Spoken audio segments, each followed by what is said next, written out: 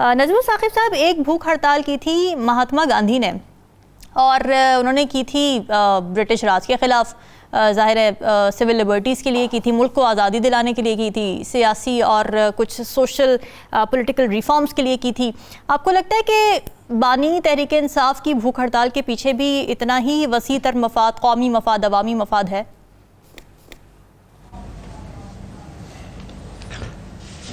ज़रूरी नहीं है कि कौमी मफाद ही हो, यानी मकसद, उसमें ज़ाती मफाद भी हो सकता है, अपनी पार्टी का मफाद भी हो सकता है, मुल्क का मफाद हो सकता है अपने तई। रमीन, ओरलांडो सपाता नाम का एक पॉलिटिकल एक्टिविस्ट था क्यूबा में जी। उसने ऐसे ही कोई कंटेम्प्ट वगैरह केस में उसको 13 दिन की सजा हो गई।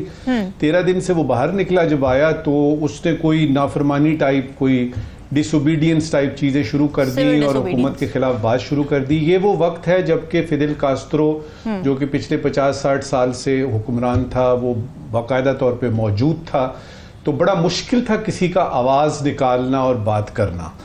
जब वो 13 दिन के बाद बाहर आता है और उसकी नहीं, यानी वो नहीं मानता वो बात जो कि हुकूमत वक्त उससे कह रही है, तो वो फिर बाकायदा तौर पे तहरीक चलाने की कोशिश करता है और अब उसको 36 साल की 36 ईयर्स की सजा होती है।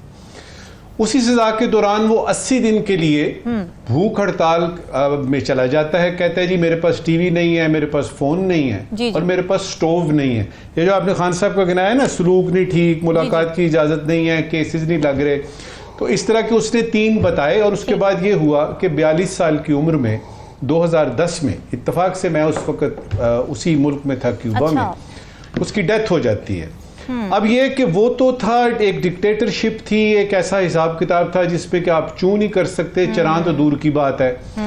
इस वक्त अगर खान को अब वो जाते हैं यानी भूख हड़ताल में, तो 2-3 बातें बड़ी जरूरी हैं सबसे पहले समझनी जी। क्योंकि आपने ये जो इंट्रो में अपने बताया ना कि कुछ और लोगों ने भी कहा है कि हम भी चले जाएंगे। ये भूख हड़ताल वो वाली नहीं है कि आपने मसलन कुछ नहीं खाया, कुछ नहीं पिया, तो 80 दिन तो नहीं गुजरते ना। तो उसमें ये होता है कि इसमें कोई कायदा कुलिया नहीं है कि भूख हड़ताल आप करने जाएंगे तो आप फालसे का यानी शरबत नहीं पी सकते या आप दूध नहीं पी सकते, तो कितना खाना खाना है। अब असल आप कह सकते हैं जी रोटी नहीं खाएंगे, चावल नहीं खाएंगे। तो वो लोग जो कि इनकी ततिब्बों में, इनकी तकलीद में हो सकता है वो कहें कि हम बिल्कुल नहीं खाएंगे और वो बिल्कुल कुछ ना खाएं, उन दोस्तों के लिए, बहन भाइयों के लिए गुजारिश है कि 3 दिन के बाद जो है वो हालत बहुत बुरी हो जाती है। तो इसको जरा समझ लीजिएगा कि भूख हड़ताल का मतलब क्या है। ये तो हुई बड़ी बुनियादी बात, क्योंकि अगर वो वाकई चले जाते हैं तो उनके तो फॉलोअर्स बेशुमार हैं, तो उनमें से अगर किसी ने इस तरह का किया तो उनको ये पता होना चाहिए। देखिए इस वक्त जो है ना वो सूरत हाल ये है कि लग ये रहा है कि खान की बात ना मानी गई है, ना ही खान ने वो बातें मानी हैं जो उनसे कहा गया। मिसाल के तौर पे बाहर चले जाइए, डील कर लीजिए, यहां से जाइए, उस पे भी वो नहीं माने। फिर ये कि भूख हड़ताल में क्यों जाता है आदमी। हमारे यहाँ तो रिवायत है कि आपके ब्लड प्लेटलेट्स कम हो जाते हैं जी, आपके दिल में सुराख हो जाता है, आपको अचानक कमर में इतना शदीद दर्द उठता है कि सिवाय लंदन के डॉक्टरों के और किसी के पास उसका इलाज नहीं होता। अब खान ने ये वाला रास्ता नहीं चुना, ना उसके ब्लड प्लेटलेट्स कम हुए हैं, ना ही उसने कोई डील करने की बात की है। लिहाजा ये आखिरी रिजॉर्ट लग रहा है, ये आखिरी लग रहा है हरबा कि वो ये कह रहा है कि जी मैं भूख हड़ताल पे जा रहा हूं। कितने दिन चलती है, कब शुरू होती है, कितने दिन चलेगी, ये तो खान साहब जानते हैं। मुझे ये पता है कि इसमें चूंकि खान साहब की उम्र को अगर देखा जाए ना तो वो शायद ज्यादा दिनों के मुतहम्मिल ना हो सके, लेकिन उनके बारे में तो सुना है कि वो बाकायदा तौर पे जेल में वर्जिश करते हैं, उनकी ट्रेडमिल है वगैरह वगैरह। तो इन सारे अवामिल को देखने के बाद मैं ये यानी अब मेरा तज्जिया ये कहता है कि इसका हुकूमत पे बहुत बड़ा प्रेशर होगा। याद रहे कि ओरलांडो सपाता तो बेचारा अकेला था ना, तो खान के पीछे तो बहुत लोग हैं। मुल्क में क्या सूरत हाल होगी, ऑलरेडी मुल्क से बाहर से आवाजें आनी शुरू हो गई हैं कि इलेक्शन ठीक नहीं हुआ, मैंडेट चोरी हुआ वगैरह वगैरह। इस सूरत हाल में एमनेस्टी इंटरनेशनल, एशिया वॉच यानी किस्म की जो इंटरनेशनल ऑर्गेनाइजेशंस हैं, कुछ ऐसे वेस्टर्न कंट्रीज हैं जो डेमोक्रेसी को बड़ा समझते हैं जी, बड़े चैंपियन हम हैं, उनका बीच में कूदना नजर आता है। लेकिन ये एक रिस्क होगा जो खान लेगा, और इस रिस्क को आई होप कि इनके साथी जो इस वक्त बिखरे तितर बितर हैं वो इसको जरा संजीदगी से देखें कि क्या वाकई ये आखिरी चीज है कि क्या कोई और चीजें हैं। मिसाल के तौर पे ये जो आपकी ऑल पार्टीज कॉन्फ्रेंस हो रही है, यहां से इब्तिदा क्यों नहीं करते? सही बात है, आप थोड़ा सा जरा जमीनी हकायक को भी समझे। तो मेरे ख्याल में रामीन, ये फैसला कि भूख हड़ताल पे जाना है, एंड नोइंग इमरान खान, अगर वो इसमें आ गए तो वो फिर इसको आखिर तक लेके जाएंगे ना, वो आखिरी बॉल तक खेलते हैं। लिहाजा इसमें बड़ा सोच विचार की जरूरत है, खास तौर पे पीटीआई वालों की, और लम्हा फिक्रिया है यानी हुकूमत वक्त के लिए। राव खालिद साहब, ये जो मसाइल हैं जो उन्होंने बताए बानी तहरीक इंसाफ ने, जेल में नारवा सलूक है, फिर पार्टी रहनुमाओं से मुलाकातें नहीं हो रही, फिर अदालती मामलात हैं, आपको नहीं लगता कि इस सारी चीज़ें हल तो हो सकती हैं? हुकूमत के हाथ में तो है, मुलाकातें करने दे भाई, क्यों नहीं मुलाकात उस दिन करने दी जब ये सारे वापस आ गए? फिर अगर जेल में कोई नारवा सलूक हो रहा है उसको डील कर लें, हैंडल कर लें। तो बात उस नहज तक पहुँचानी कि वो भूख हड़ताल पर जाएँ और यहाँ पर एक प्रेशर आ जाए हुकूमत के अपने ऊपर, बाद में भी तो बातें माननी पड़ेंगी, तो फिर अभी क्यों नहीं कर लेते? अच्छा, ये चीज़ें तो हैं, लेकिन उन्होंने जो बुनियादी तौर पे जो भूख हड़ताल का जो इंदिया दिया है वो इन चीज़ों की वजह से नहीं दिया। अच्छा, उन्होंने जो फैसले हो रहे हैं या जो ट्रायल्स हो रहे हैं उनके हिसाब, उन पे वो फेयर ट्रायल की बात की है उन्होंने कहा लाइक्स और डिसलाइक्स पे फैसले नहीं होने चाहिए, मुकदमात के फैसले जैसे भी हों, मेरिट पे हों, कानून के मुताबिक हों। तो वो बुनियादी तौर पे जो उनके एतराज़ात हैं वो फेयर ट्रायल के हवाले से हैं, और उस हवाले से उन्होंने कहा कि अगर ये बात नहीं मानी जाती या इस पे नहीं अमल किया जाता तो वो सोच रहे हैं कि वो भूख हड़ताल करे।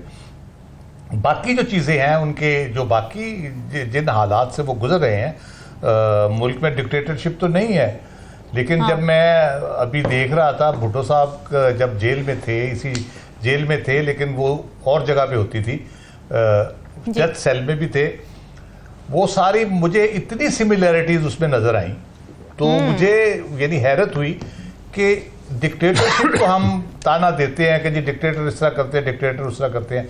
अगर मुंतखब हुकूमतें भी उसी किस्म का रवैया अख्तियार करती हैं तो फिर आपकी क्रेडिबिलिटी क्या रह जाती है? नजर आई आपको राव खालिद साहब? की सिविल हुकूमतों की सिमिलैरिटीज ये हैं कि उनको डेथ सेल में रखा गया, भुट्टो को पॉलिटिकल प्रिजनर थे, जो कि अब सुप्रीम कोर्ट भी मान गई है आखिर पे आके। ठीक है। फिर उनके दांत का उनको मसला हुआ, प्रॉब्लम हुआ, पीप पड़ गई दांतों में उनके, उसके बाद उनके वजन लूज करना शुरू किया, कुछ 40 पाउंड कम हो गया। उनके फिजिशियन जो थे उनको जब उन्होंने खान साहब के पास तो नहीं सारी सहूलियात, जब उनको मसाइल हुए थे सेहत के भी या बुशरा बीबी को हुए थे तो उनको जो उनका डॉक्टर है शौकत खानम का, वहां पर चेक करवाया था, सारी रिपोर्टें सामने आई थी, फिर सारी सहूलियात अंदर, एक्सरसाइज की सहूलियात हैं, खाने पीने की हैं। तो आप सिमिलैरिटी जो ड्रॉ कर रहे हैं वो रिपोर्ट वैसे अभी तक सामने नहीं आई, जो आप रिपोर्ट कह रही है ना वो अभी तक सामने नहीं आई ना, उनकी मर्जी से डॉक्टर से चेकअप कराया गया था, डेथ सेल में भी नहीं है खान साहब, वो कराए गए थे, यही भुट्टो साहब के साथ किया गया था। उनकी मर्जी के डॉक्टर से चेक नहीं कराया गया, उनकी मर्जी से डॉक्टर्स ने टेस्ट नहीं लिए, उनकी मर्जी से लेबोरेटरी से टेस्ट नहीं हुए, उनके टेस्ट अभी तक पब्लिक नहीं हुए।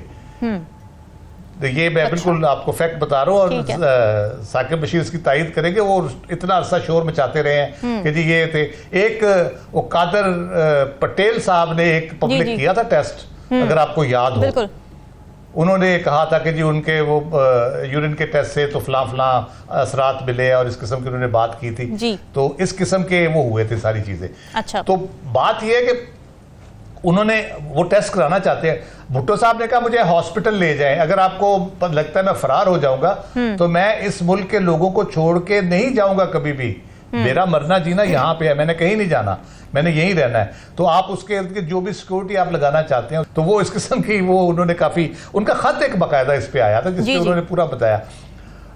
उनको कोई फैसिलिटी नहीं दी गई। डेंटिस्ट उन्होंने कहा कि अगर होगा तो इधर जेल में आके जो भी इक्विपमेंट उसका होगा वो यहीं से आके आपको ट्रीट करेगा, वो स्टेरलाइज हो ना हो। तो इस किस्म की सूरत हाल उसको करनी पड़ी। लेकिन ये क्यों हम करते हैं मुझे समझ नहीं आती। एक जो जेल मैनुअल के मुताबिक सहूलतें हैं सबको मिल रही होती हैं वो दें, अब टीवी के भी कहते हैं, टीवी जेल मैनुअल में सहूलत है, सबको मिलती है। ठीक है। अब इमरान खान को कोई खास सहूलत के तौर पे हमें बताया जाता है उसको दे दी गई है। तो ये चीजें हैं। दूसरी जो ये हिकमत अमली है, ये तो एक सियासी पॉलिटिकल, जो जैसे सिविल नाफरमानी की बात की नजमी साहब ने, बाकी जो होती हैं प्रोटेस्ट होते हैं, ये उसका एक हिस्सा होता है। यहाँ रोज आए दिन मुख्तलिफ यूनियंस के लोग भूख हड़ताल कर रहे होते हैं, मुख्तलिफ जमातें कर रही होती हैं, मुख्तलिफ टाइम पे कर। भुट्टो साहब ने भी भूख हड़ताल की थी इसी मसले के ऊपर। उन्होंने कहा था कि मेरे साथ ठीक नहीं हो रहा और मैं भूख हड़ताल पे जा रहा हूँ। तो इस तरह से ये एक हिकमत अमली का हिस्सा है और सियासतदान ये करते हैं उस हिकमत अमली के तौर पे। उसका इम्पैक्ट क्या होगा ये यकीनन देखने की बात है, क्योंकि इस वक्त जिस किस्म की इंटरनेशनल सपोर्ट पाई जाती है इमरान खान के हवाले से, तो वो फिर काफ़ी हुकूमत के लिए एम्बैरेसिंग सिचुएशन पैदा हो जाएगी अगर वो करेंगे तो। और मेरा ख्याल है वो भी इसी नुक्ते को मद्देनजर रख के करना चाह रहे हैं, ताकि जो बिल्ड जितना प्रेशर वो बिल्ड कर सकते हैं हुकूमत पे वो करें।